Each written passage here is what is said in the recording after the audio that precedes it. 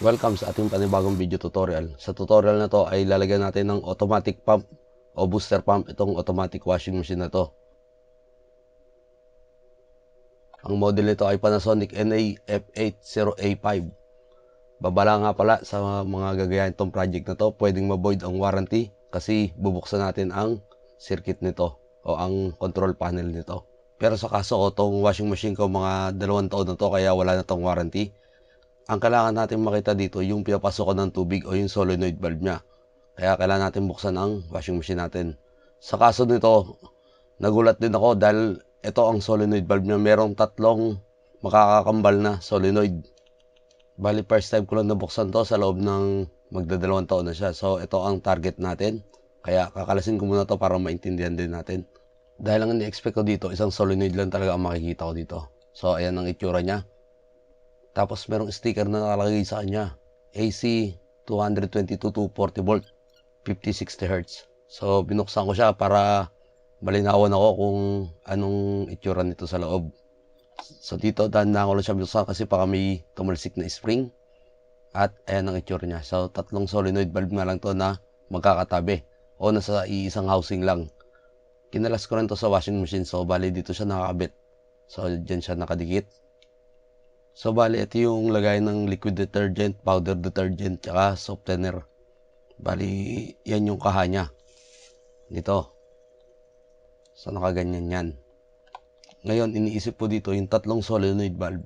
Tigigisa sila ng pupuntahan dito para malaman natin. Papasokan ko to ng tubig o bubusan ko ng tubig para makita natin yung channel o dinaanan ng tubig. Ito yung sa unang butas. Yan, dyan lumalabas yung tubig. So, meron siyang kanal na dinadaanan ng tubig. Ayan yun, unang butas yun. Sa pangalawa, so yung una sa liquid detergent yun, babagsak yung pangalawa sa powder detergent. At yung pangatlo, syempre sa softener o sa lagayan ng Downy. Nabubuksan nga rin pala ito o napaghiwalay. So, pagkakataon na para malinis din to. Ayan yung mga butas niya oh.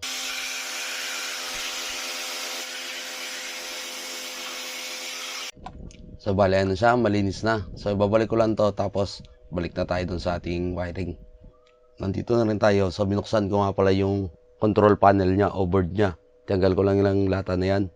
So, ito yung controller niya o yung electronic board niya.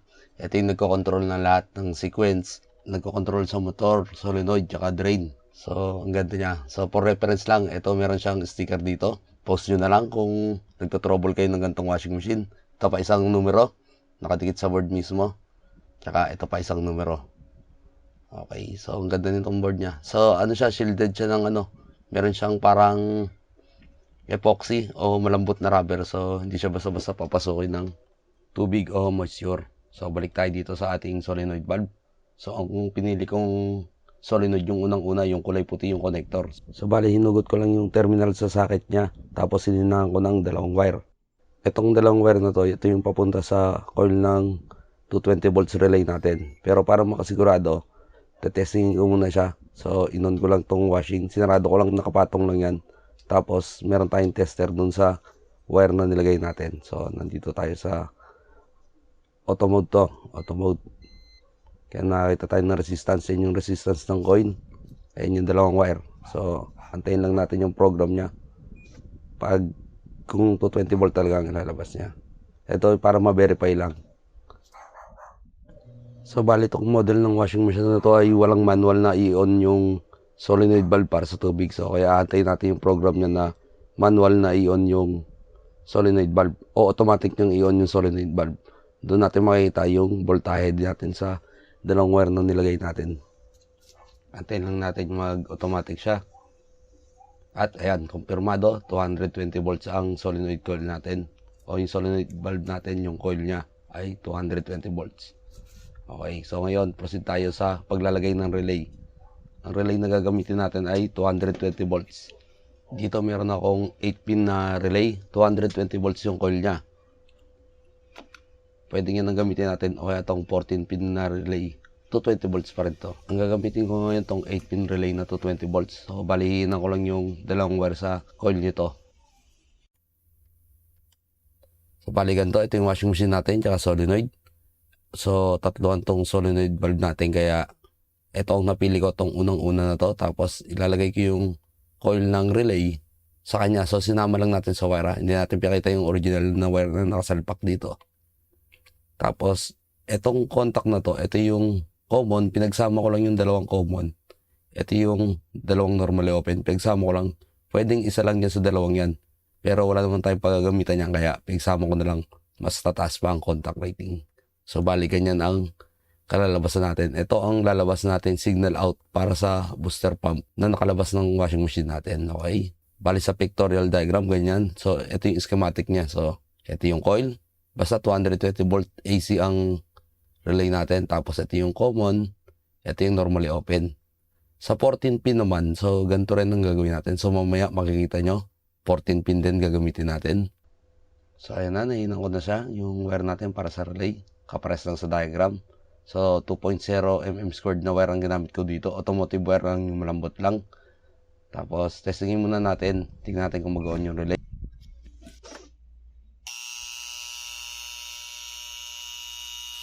So reject yung ating noon ng relay, yung 8 pin natin, kaya pelta ko lang ng 14 pin at testing ulit. So naka-on na yan, inaantay ko na lang siya mag-on. Naka resistance test din tayo sa ating tester. So ito nag-power na pero hindi siya nag-rattle, no? Hindi ka pares ng nauna nating 8 pin relay.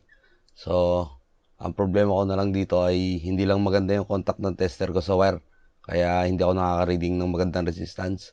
Pero konting galaw lang yan, ayan, no? 0 ohms na. Maganda na ang ating resistance. So pwede natin itong takpan at ilabas lang tong wire na to. Beautiful.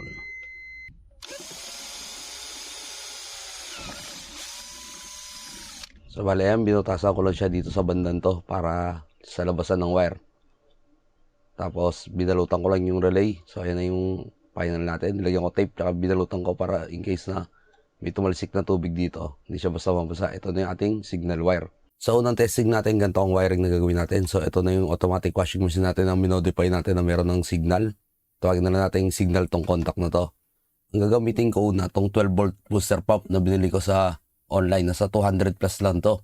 Tapos power supply 12 volt, kasi 12 volt tong pump na to. Ito ay self-priming nga pala. So hindi naman necessary na battery ang supply nito. Pwede rin 12 volt na adapter, basta kaya niya yung amperahe ng motor. So ang positive ng motor ay diretso lang sa positive ng battery o sa supply natin. Tapos yung negative ng battery o supply, diretso sa signal natin. Tapos yung isa sa signal, sa negative po siya ng motor pinapunta. So testing lang naman to. Mas maganda to, merong fuse para sa protection. Tapos yung output ng motor, yung sa tubig, ay pupunta na sa inlet ng washing machine natin. Tapos yung input sa water supply natin. So ang water supply na gagamitin ko yung nasa drum. Meron ako storage drum. Pwede rin to sa kahit na anong supply natin. So self-priming naman to motor na to. So ang kagandahan dito, ang advantage dito, kahit sa timba lang siya, pwede siya. Hindi mo siya kailangan bigyan ng pressure. Ang disadvantage sa motor na to, pag patay yung motor, hindi natagos yung tubig o hindi nadaan. So halimbawa na lobat yung battery o napatay yung power supply o pumutok ang fuse, yung tubig hindi dadiretso sa kanya kahit may pressure yung water supply natin. Okay? Tapos isa pang naging problema ko dito sa self-priming pump na to ay yung fittings. So 3/8 siya pero hindi pumapasok sa kanya yung 3/8 na normal na fittings. Meron siya sariling kasamang lock nut, so napasokan ko siya ng hose na 13mm, yung ginagamit sa level sa mga nagko-construction. So yun ang pumasok sa kanya. Ayan, no? Walang tulo ngayon. So kahit walang tulo, pwede tayo maglaba. Testingin natin. On.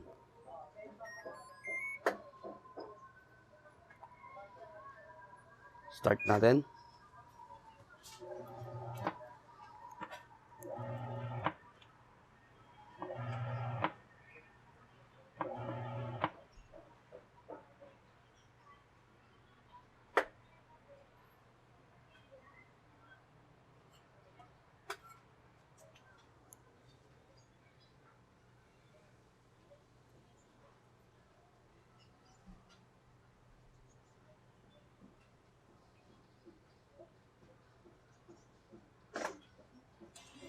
Tingnan yung motor. Meron leak.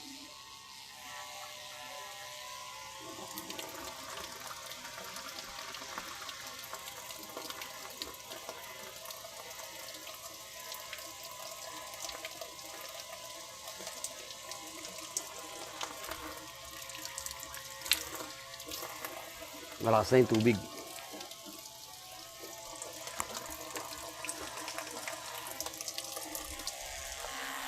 Ay! Meron lang tayong leak dito. Tumigil.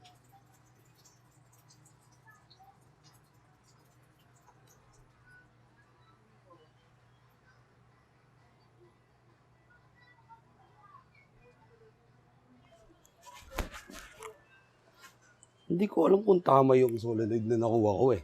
Baka yung pangalawang solenoid ang kailangang ano yun eh. Madilim. Pero maya bubukas ulit yan.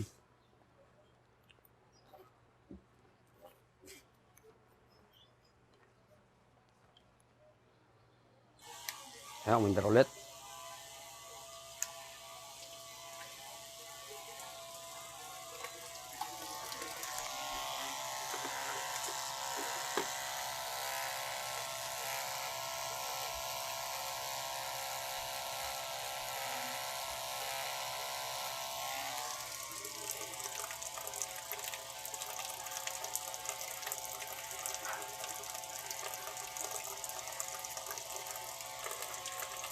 A few inches later.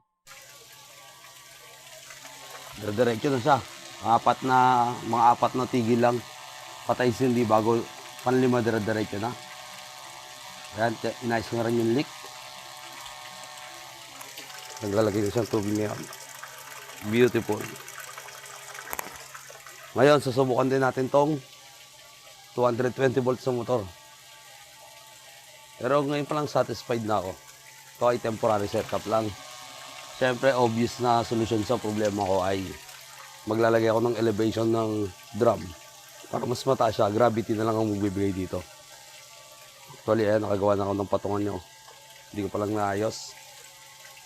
Naisip ko lang ito maganda. Maganda siya, oh. Beautiful siya. Okay. Balikan natin to. Palitan natin ng 220 volts na motor. Drum. Pumunta sa motor. Pumunta sa washing. Signal. Pumunta sa motor. 12 volts sa battery. Ayan, nakaset up na ulit tayo. Yung pa rin. Yung sa water supply natin, diretso dito sa motor, sa input. Tapos ang output, diretso sa washing machine. Tapos yung signal, ito yung signal, yun lang kasimple. Siya lang yung pinaka-switch ng motor. So testing lang naman to. Kaya na siguro ng relay yan, nasa 1 amps lang to. Tapos meron siya sariling plug. Saksa ko lang. Hindi umandar. Good. On natin.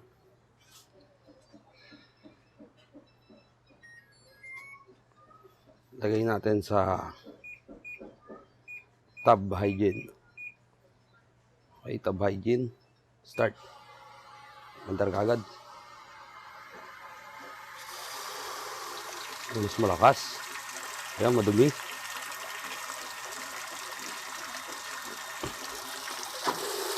Masali mo ito magbigay ng tubig. Baka maubos yung drum natin. Laman ng drum. Konti na lang. Ayun ang isang problema sa ganitong setup. Yung pag naubusan o nawalan ng supply ng tubig, magiging problema natin. Pero meron tayong solusyon dyan. Ay, tumigil siya. Meron din akong biniling flow switch o flow sensor para ma-detect kung may tubig o wala. Pero sa ibang pagkakataon na lang natin to gamitin. Pakita, pwede natin to gamitin pang safety. Flow switch, flow sensor. Kakaiba nga lang to, 3/4, 1/2. Mas maganda to. Mas mabilis maglaba dito sa 220.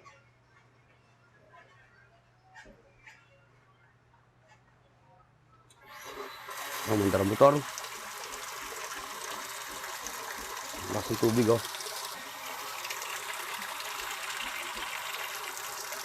Pause. Start. Nice. Ito nga pala yung diagram na ginawa ko para sa 220 volt na booster pump.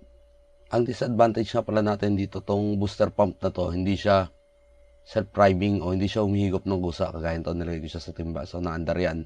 Hindi siya humihigop. Pero nung nilagay ko siya sa storage drum ko, yung sa water drum ko, o sa water tank ko, ayan, nakakalusot naman yung tubig sa kanya kahit patayin ko yung motor. So, ayan yung may bomba.